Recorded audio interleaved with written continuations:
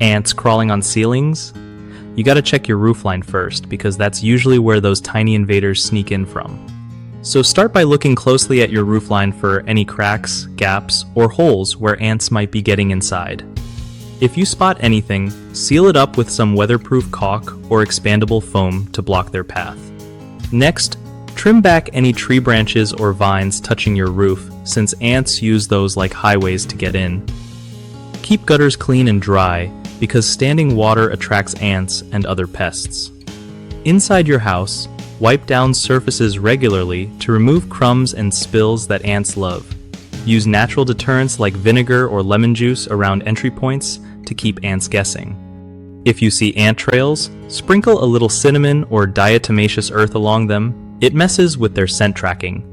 And don't forget to check for hidden nests in walls or under floors if the problem sticks around.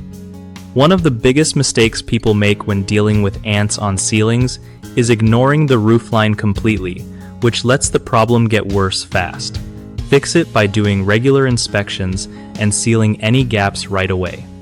Another common issue is relying only on sprays that kill ants temporarily, but don't stop new ones from coming in.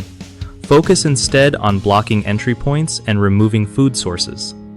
Lastly, people often forget about trimming plants near the roof, giving ants easy access.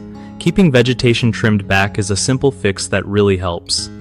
BigHomeProjects.com is perfect for homeowners who want to find trusted local contractors to handle roof repairs or pest control without stress. Plus, it helps contractors connect with people who need their skills, making it easier to get work done right the first time.